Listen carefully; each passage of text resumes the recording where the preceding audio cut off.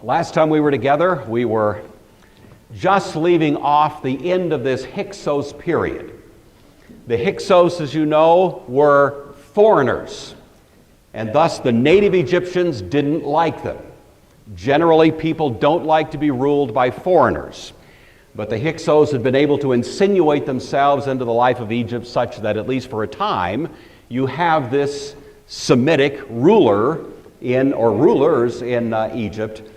But we were mentioning last time we were together, in the south of Egypt, there was a new movement afoot to try to drive them out. This was the 17th dynasty. It was during a period, it was intermediate. There was decentralized authority. But the 17th dynasty finally launched its attack and was able to defeat them and drive the Hyksos out and reestablish a kingdom.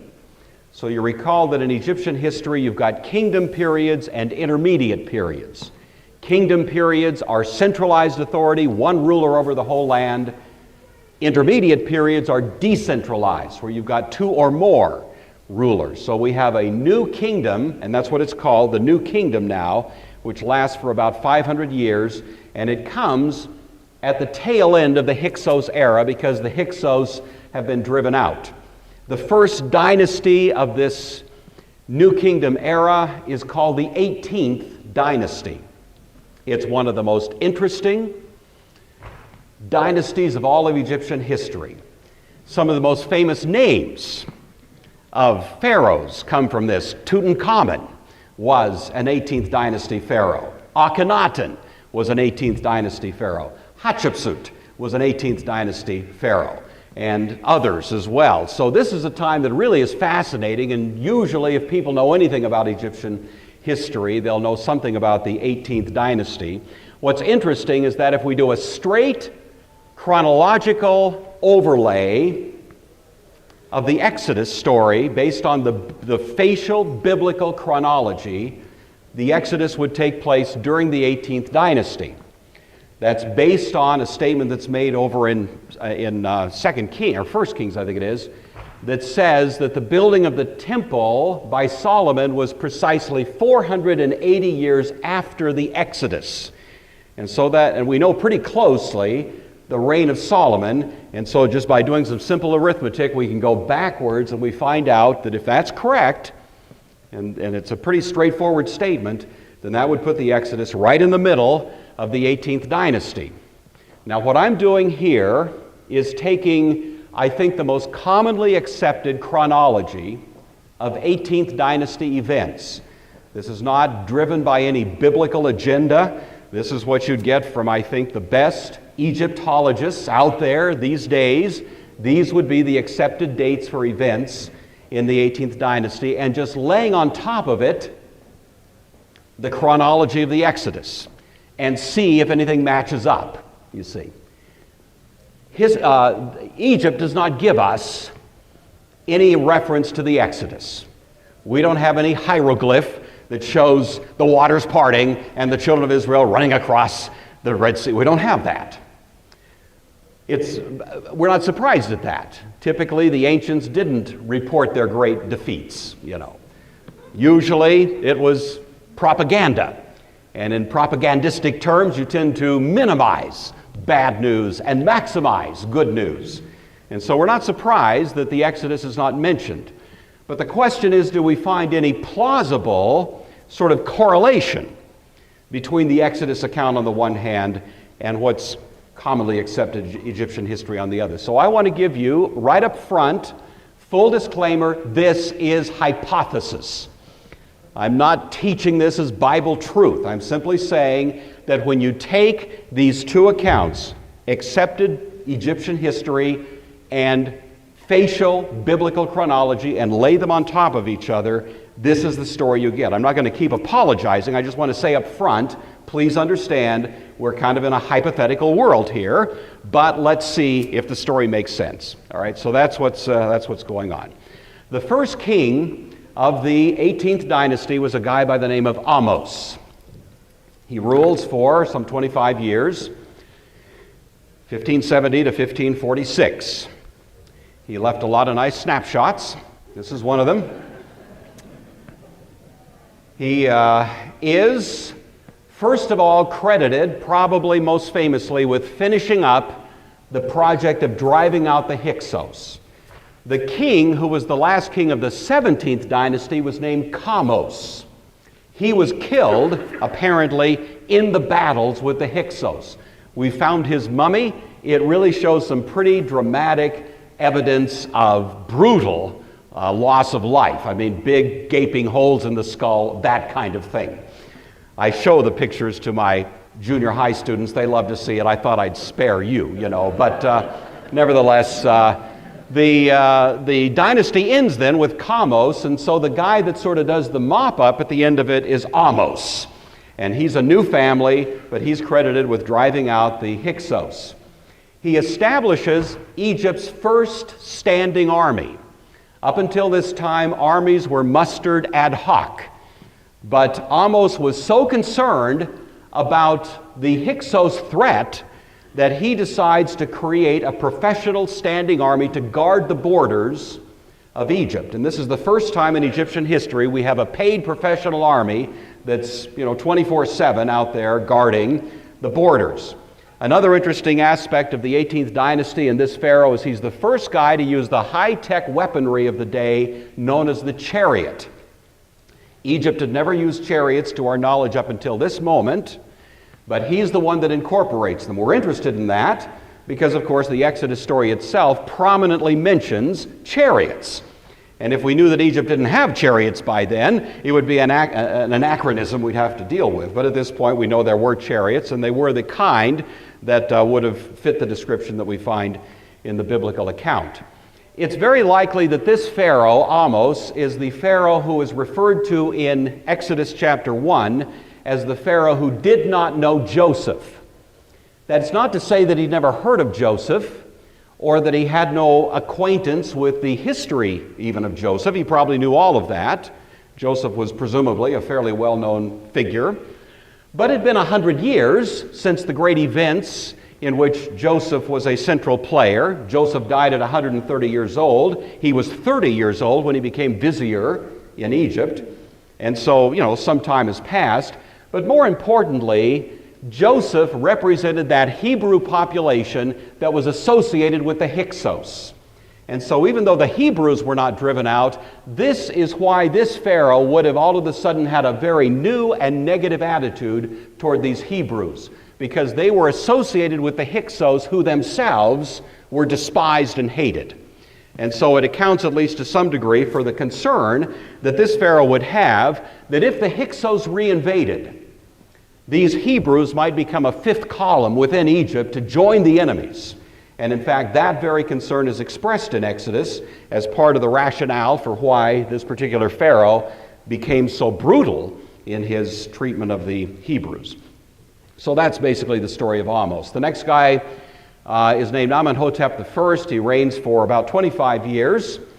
Good-looking guy. Didn't leave a whole lot of records of his reign, and from our point of view, it's not all that important to do too much detail on him. He seems to have carried out the policies of his father Ahmose, and that would certainly include negative policies that would have been applied to the Hebrews.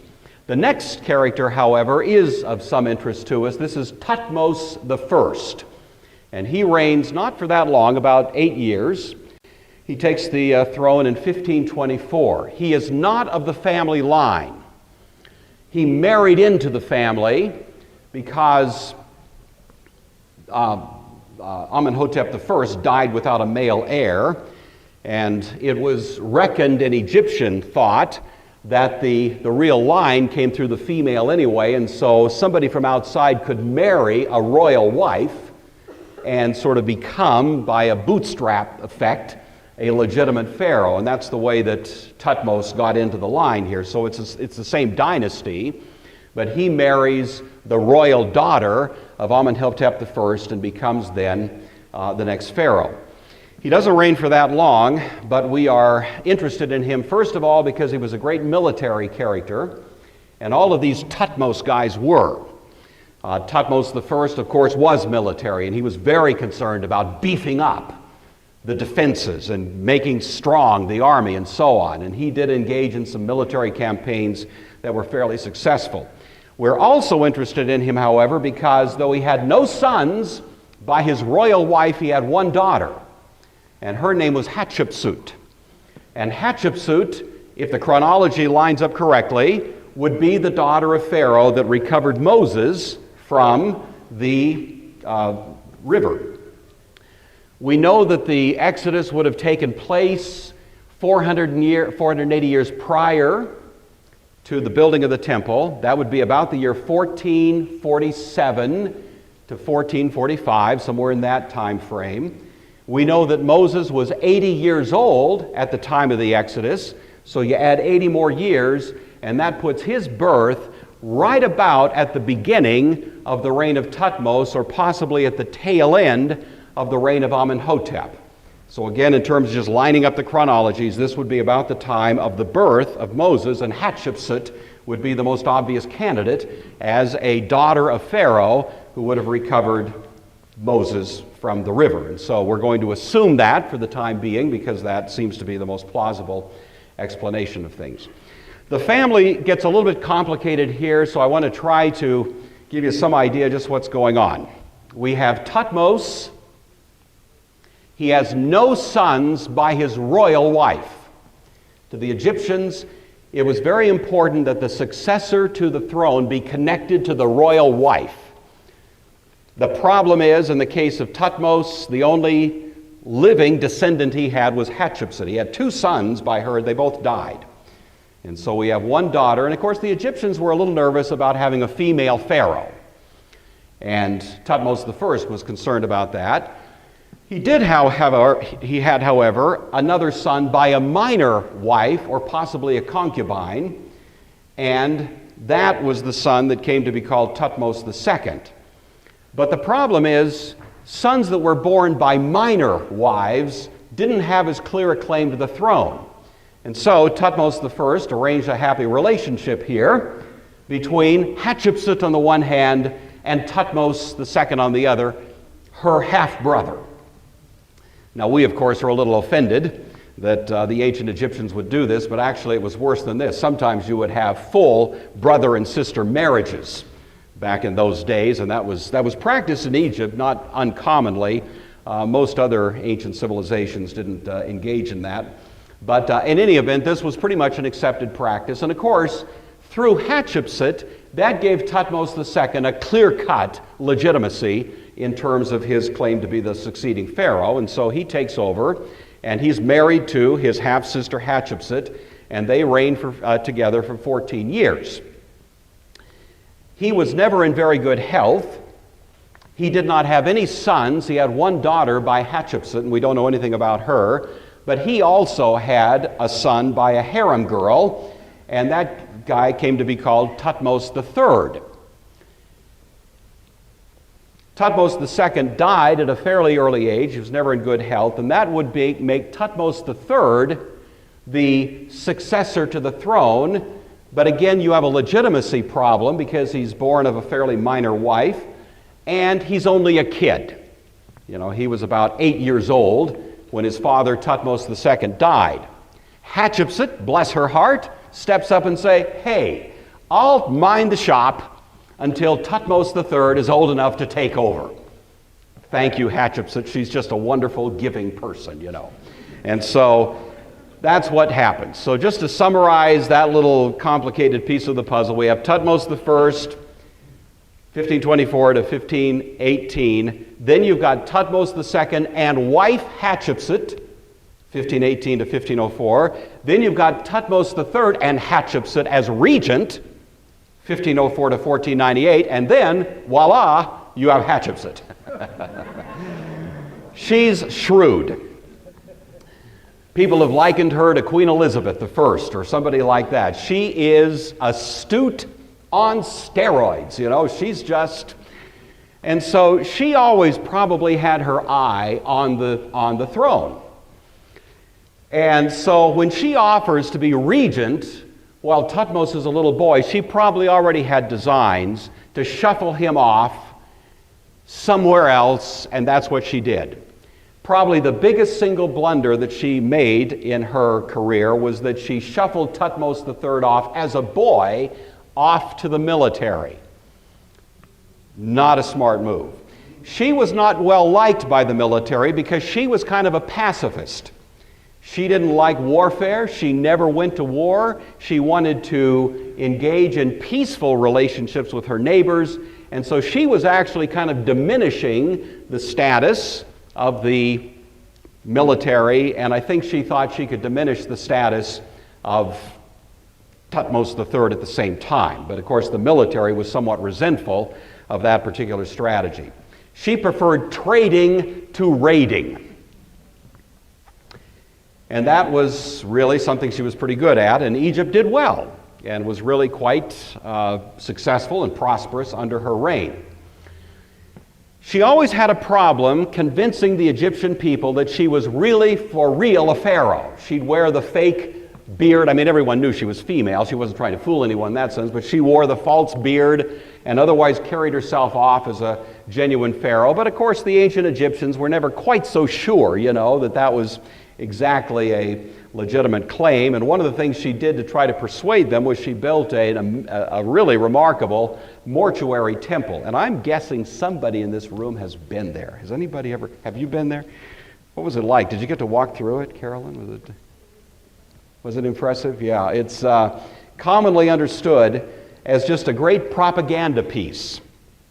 And so as you go through it, you find all kinds of artwork, all kinds of, hieroglyphs and other sorts of things that are intended to communicate to the Egyptian people, this pharaoh is a true and legitimate ruler of Egypt.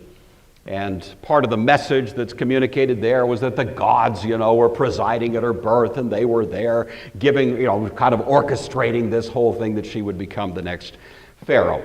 How much the Egyptian people were persuaded by that remains an open question, but in any event, that's what she was trying to do. About the time that she becomes the exclusive pharaoh, Moses would be about 30 years of age. It has been hypothesized by some that Hatshepsut, who had no male heirs, may have been grooming her adopted son, Moses, to be her successor. That would be at least plausible. We don't have any record that that was in fact the case, but we wouldn't expect to have any such record. But it certainly would make sense. So it could be that Moses was actually someone who, at least by this time in history, envisioned that he could be the next pharaoh. If that's the case, Moses, who certainly knew his Hebrew background, may have seen this as a wonderful opportunity that God himself had ordained by which he, with the authority of Pharaoh, could lift the burdens on his people. He seems to have had designs to somehow help them in their unhappy circumstances some way or other. And it may very well be that Moses was anticipating being able to play that role and perform that service at that time. But in any event, we can assume he was a major player in the administration of Hatshepsut and probably had some considerable responsibilities. Josephus certainly gives us some hint that that would be the case, and that would be the traditional Jewish understanding of it. Unfortunately for Hatshepsut, however, Thutmose III kept growing.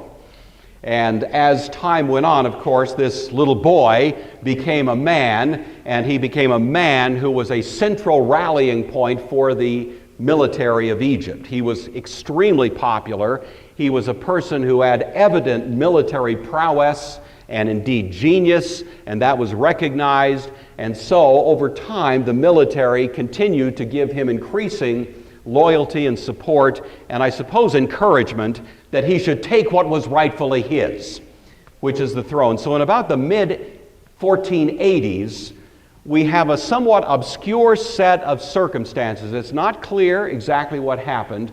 All we know is that Hatshepsut died somewhat unexpectedly. Was she poisoned? Was there a palace coup? Not clear. Was it violent? Was it subterfuge? Don't know. But she wasn't old enough to just die of natural causes, but somehow she disappears from the scene in the mid-1480s. Well, that puts Moses, if this is all correct, in a bit of a pickle, you see. Because he, of course, is fully associated with Hatshepsut, and insofar as she is viewed as the enemy by Thutmose III, he is viewed as the enemy as well. And this may very well be the reason that Moses, when he was pushing 40, decided to go out and actually make contact with his Jewish, neighbors, friends, family, and so on. And at least the account from Exodus indicates that that's what he did. He went out to see how they were doing, and obviously went out not just for a friendly visit, not just having a cup of coffee. He was going out there with designs to play a role for them. In the New Testament, we hear he had thought that God was going to use him to liberate the people. And it may be that he thought, okay, this is my chance. I'm going to spend my political capital right now, right here, before this storm really breaks loose. I'm going to go out and do what I can to liberate these people. Well, you know the story. He gets caught in a labor dispute and winds up using some of his martial arts that I'm sure he learned in the palace there on one of the Egyptian taskmasters, and he's got a dead body on his hands, and that presents a problem. With the political winds changing, you can imagine that Thutmose III, who already would like to get rid of Moses, now has every reason to do so. The guy now can be accused legitimately of murder. Moses seems to feel that he's blown his big chance and he has to flee. And so about this time, Moses fled. The route that is indicated, he went to Midian, and so the likely route would be across the northern part of the Sinai Peninsula. This was a well-known, well-used trade route, and it would get him safe from Egypt, outside the jurisdiction, outside really the influence of Egypt, to a place called Midian.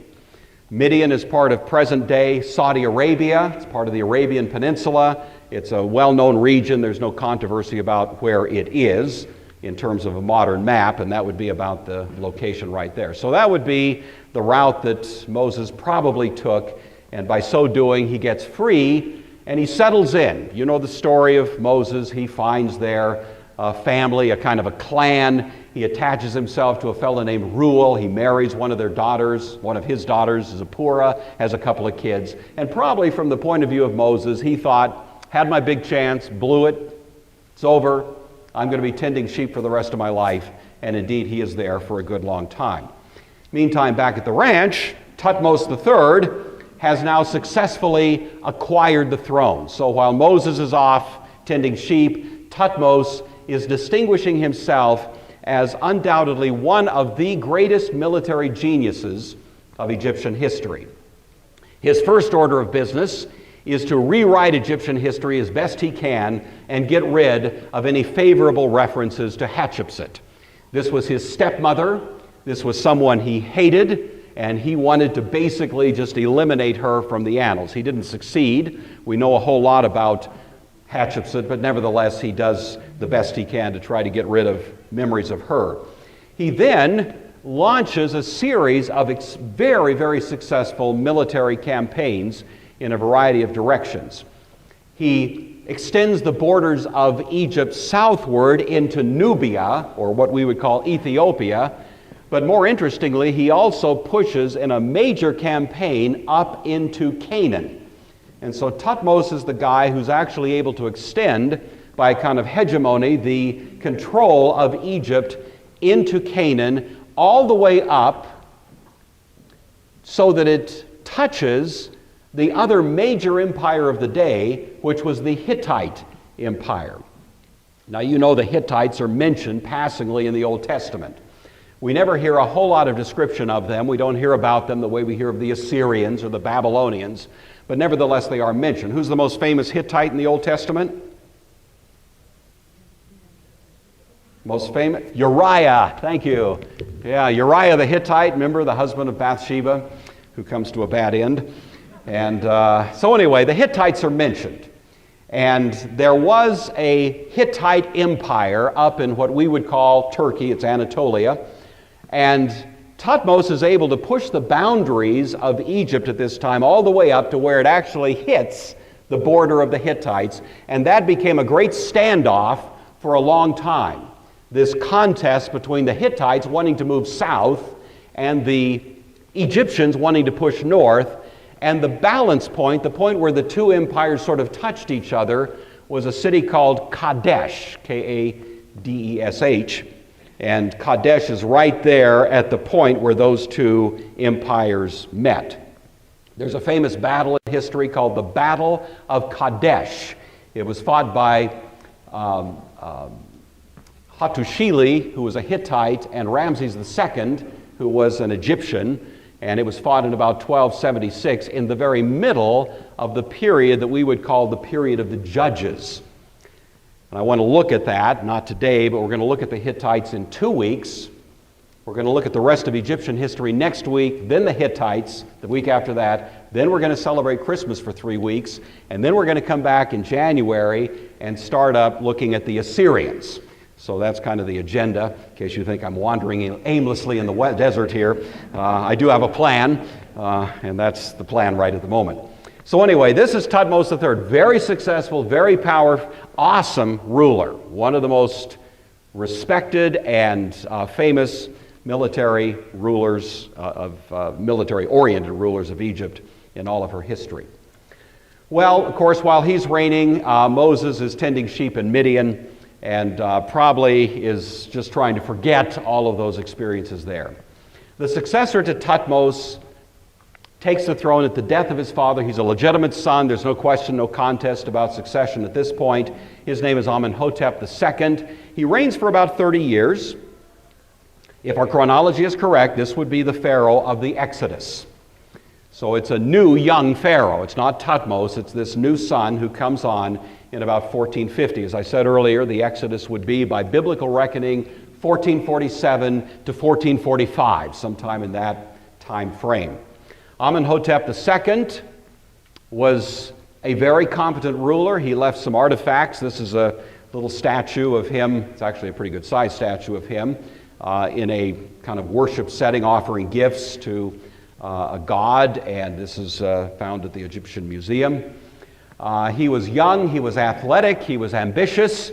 He had all of the DNA of his father. He had all of the intentions of simply solidifying and consolidating and extending the great achievements of his father, Thutmose III. He had big shoes to walk in, but I think he thought he was up to it.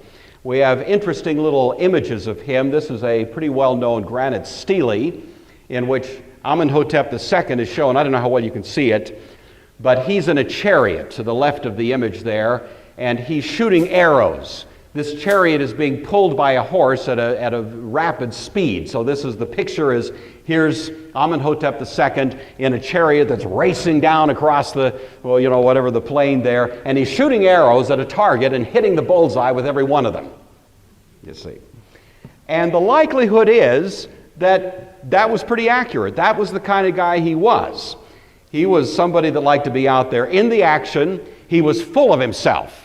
He was young, he was arrogant, he was exactly the kind of person you would expect Moses to be dealing with in the account of the Exodus.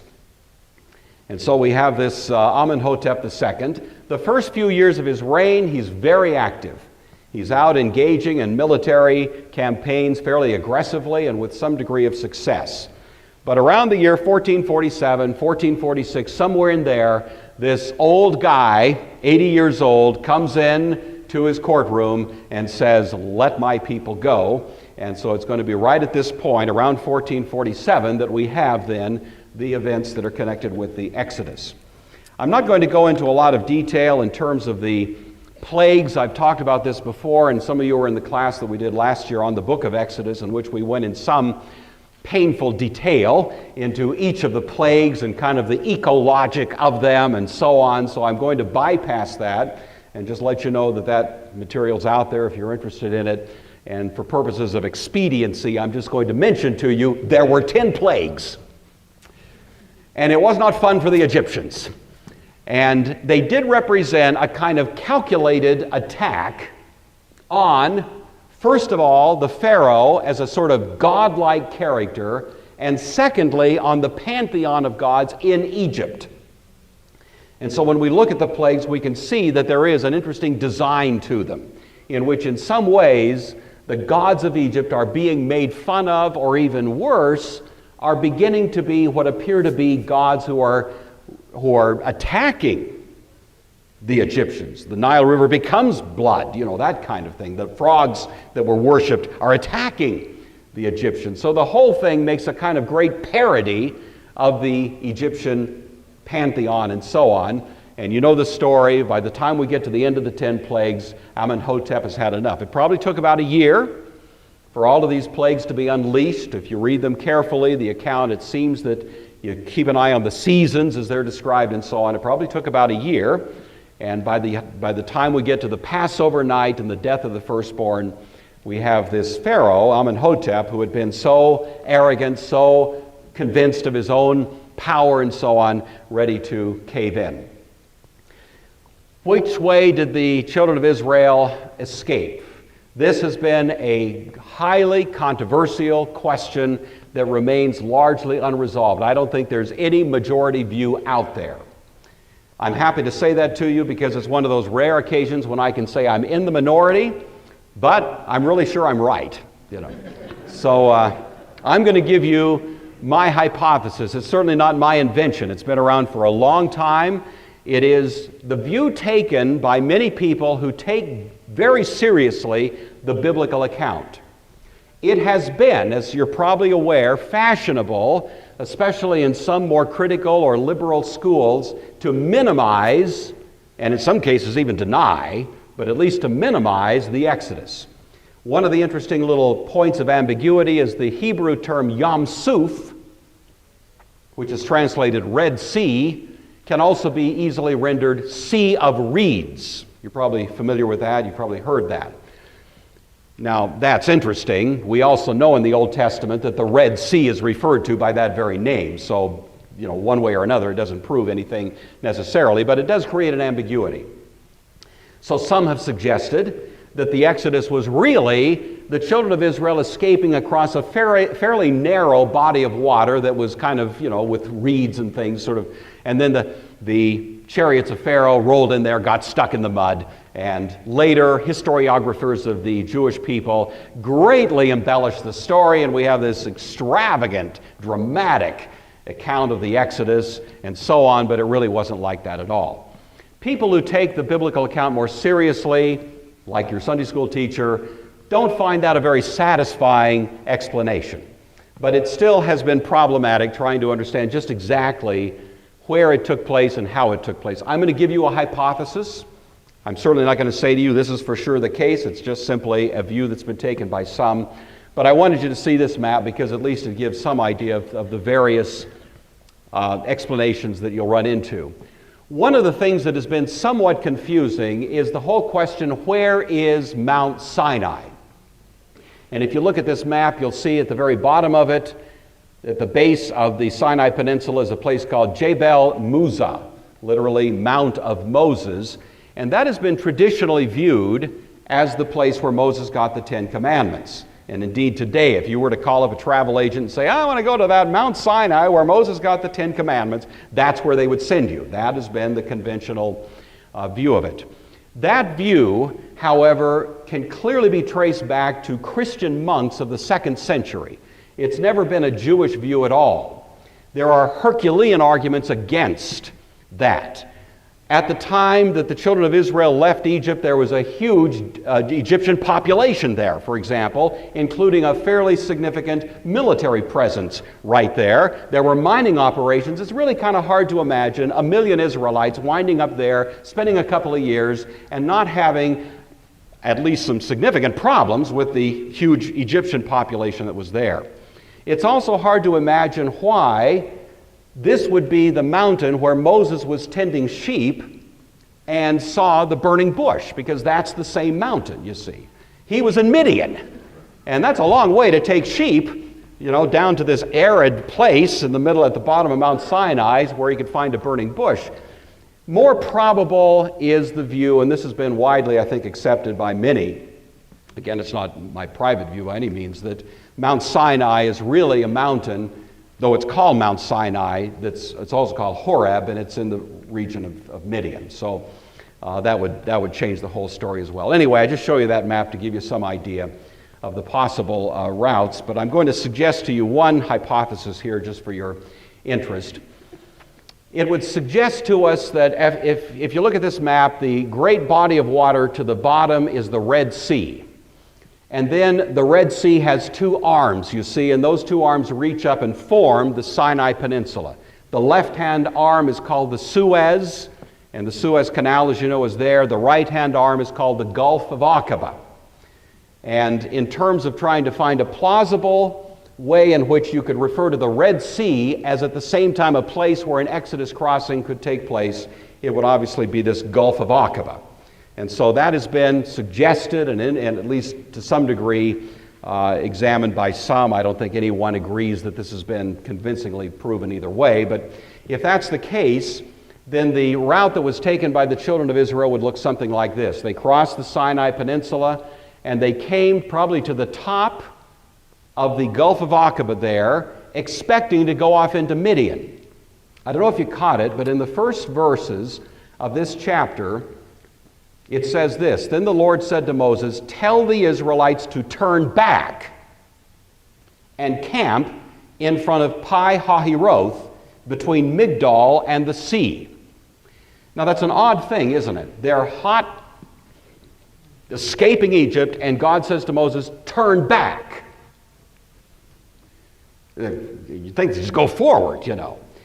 Well, if they were there at the very topmost edge of the Gulf of Aqaba, expecting to go into Midian, that would be possibly the point where God said that to Moses, turn back. Well, turn back could mean one of three things. Turn back going to the north, but that's already been ruled out because it's the region of the Philistines.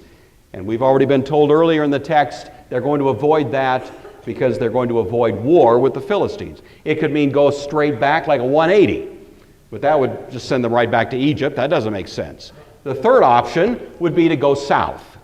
That doesn't make a lot of sense because it runs them right down along the eastern side of the Gulf of Aqaba, and it puts them in a very interesting predicament, you see, in terms of escaping, but that seems to be what would have been suggested.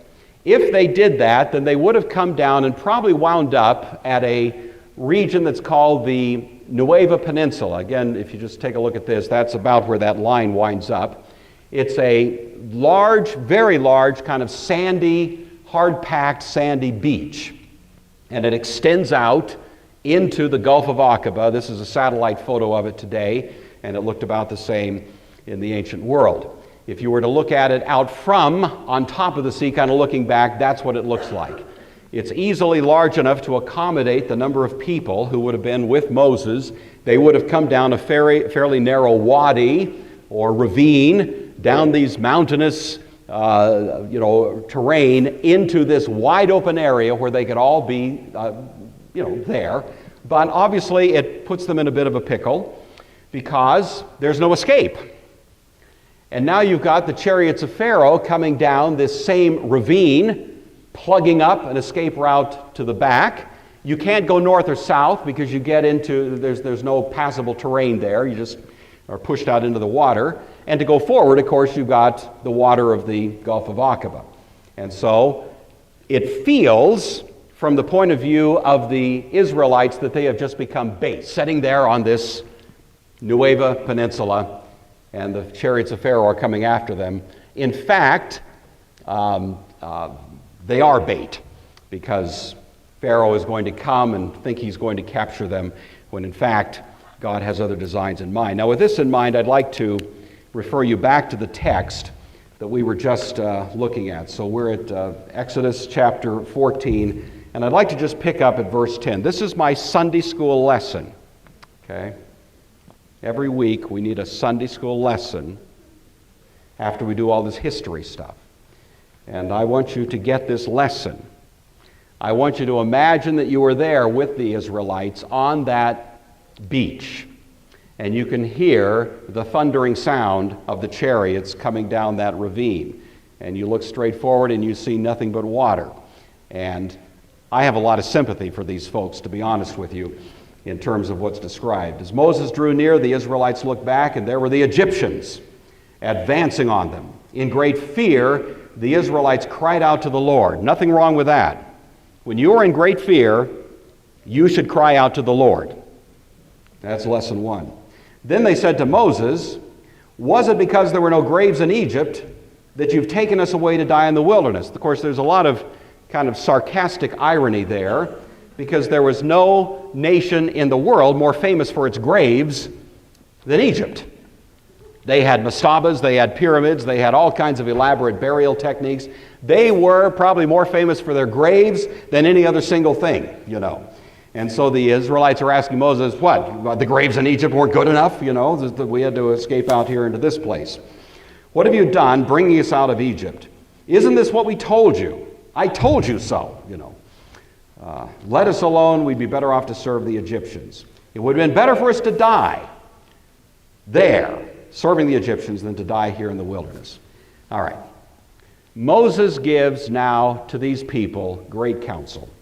I want you to just be aware, as I am, as we all are, that sometimes we are on that beach. And for whatever reasons, whatever circumstances in life have put us there, we can feel the Egyptians closing from behind, and it seems there is no escape. You ever been there? Some of you may be there right now.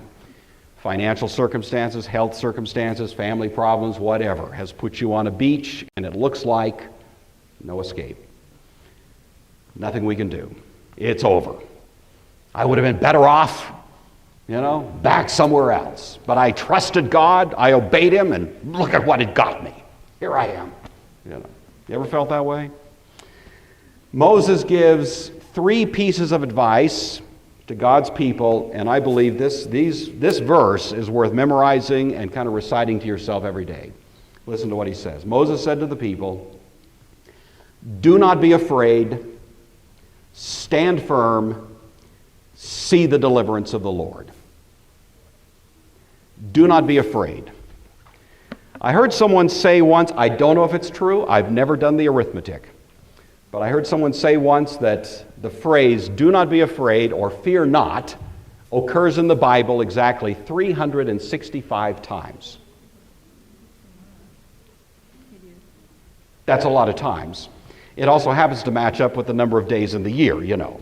And so the point that was being made was you got one of these for every day of the year.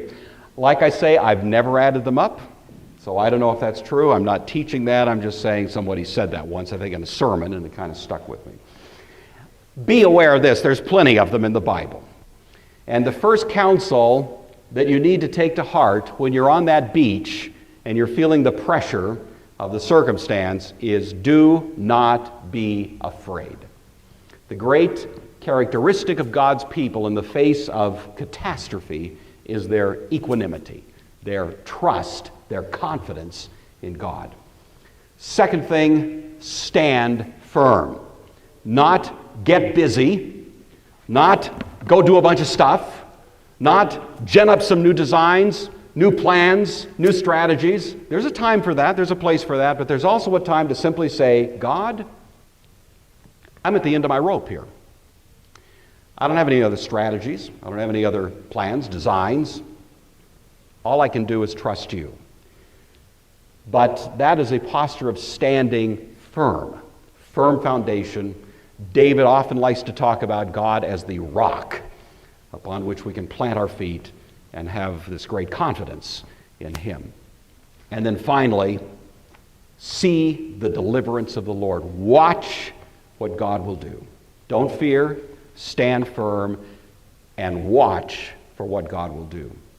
There's a time in our lives when we should be busy. There's a time when we should be doing things, when we should be active. There's a time when we just need to park, stop, take a deep breath, stand firm, and say, okay, God, what are you going to do? You know, and watch what He does. And that, of course, was what happened with the Israelites, and who could have guessed? I don't even know that Moses had an idea what God would do. But it must have been astonishing beyond all description when they saw God just open a channel. People who've looked at this region of the Gulf of Aqaba have noted there's a very odd anomaly right here. That sandbar that you see actually is the beginning of a kind of long sand bridge that goes all the way, a sort of land bridge, all the way across the Gulf of Aqaba. Most of that gulf is precipitously deep. You couldn't, the children of Israel have to rappel down the sides to get across. It would have been impossible even without the water there, except for right here.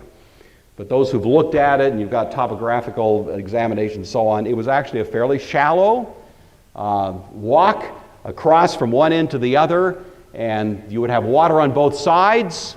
If the water were taken away, you could still have water on either side, and yet this kind of land bridge extends from one side to the other, and so they could cross. If the chariots of Pharaoh chased in after them, they might have just thought this was some kind of fluke of nature. We've seen a few lately, you know, and the water could have come right back and trapped them there. There's been all kinds of attempts to go out with scuba gear and find artifacts. I have no position on that. I think, you got a lot of mixed reviews as to, that gets a little bit too spooky for me. So I don't know if we have anything out there that actually represents hard, cold evidence that there's been some kind of finding of chariot wheels and that kind of thing. That remains to be examined more thoroughly. But certainly, at least as a plausible hypothesis, that could be the way it is.